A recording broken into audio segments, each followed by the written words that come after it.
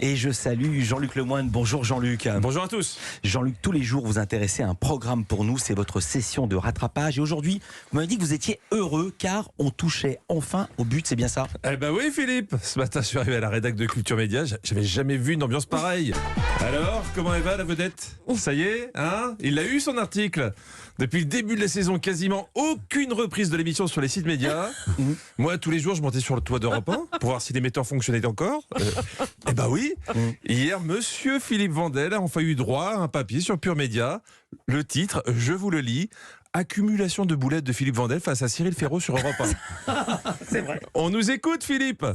Vous voyez, le travail finit toujours par payer. Les professionnels reconnaissent enfin la précision de votre travail. Bon, faut dire qu'hier, face à Cyril Ferraud, vous êtes surpassé.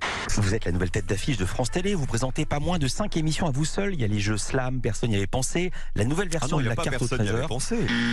Sur France 2, vous présentez le duel des champions. Je me trompe pas? Le quiz des champions.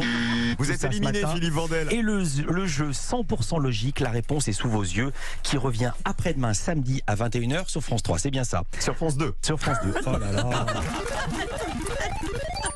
C'est très rare. C'est très rare et seuls les plus grands maîtrisent cette figure de style. Ça s'appelle pas une dedans. Hein, enfin, si, quand même, j'exagère. À un moment, vous en aviez une de bonne, donc je vous la passe. C'est le moment de jouer Philippe Vandel avec votre invité. Bonjour Cyril Ferraud. Bonjour Philippe, bonjour à tous. Voilà, vous connaissiez son nom. C'est déjà énorme. C'est déjà énorme. C'est l'information la plus précise que vous avez donnée hier. Je suis fier de vous, Philippe. Hein. Et heureusement que maintenant, vous pouvez un peu vous appuyer sur Anissa. Souvenir de 1985, In Between Days avec Robert Smith, c'était les Queen, les Kyo, évidemment. Soyez nature. Belle équipe. Je vais vous dire, soyez nature, Philippe. Si vous voulez qu'on s'intéresse à notre émission, bafouillez, dites n'importe quoi. Ça sert à rien de passer des heures à écrire des lancements. Vous embêtez pas non plus à faire des débats de fond. Ça n'intéresse personne. Hein. Même les invités se font chier. Mercredi, vous vouliez parler du dictat de la minceur dans le monde du mannequinat. Est-ce que vous avez vu le résultat quand vous avez présenté votre invité? Bonjour Philippe, merci tout d'abord de me recevoir et de porter de l'attention à ce sujet qui est peut-être pas passionnant pour tout le monde.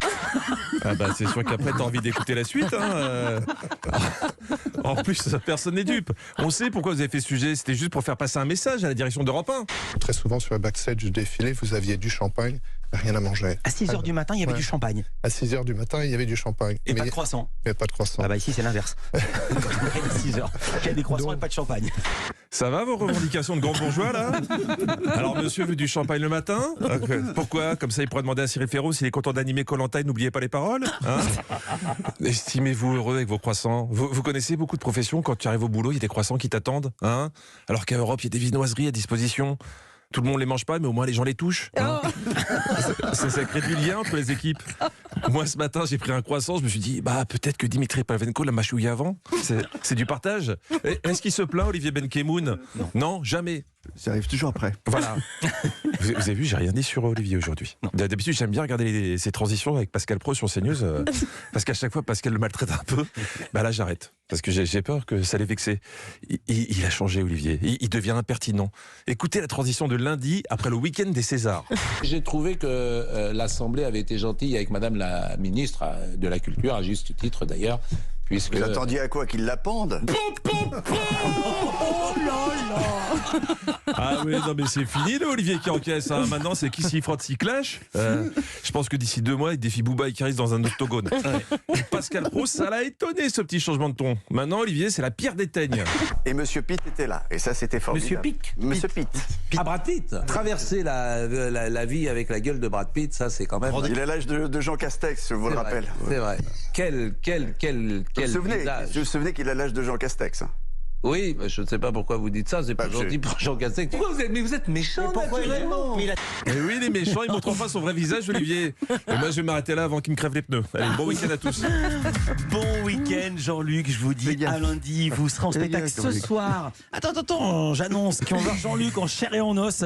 Ça sera à Saverne en Alsace ce soir en spectacle. Et le 10, vous serez à Marquette-les-Lilles. Et aujourd'hui, on vous retrouve dans Historiquement Vôtre avec Stéphane Bern. Ce sera de 16h à 18h. Monsieur Pouls, peut-être aussi. Et Monsieur Pouls.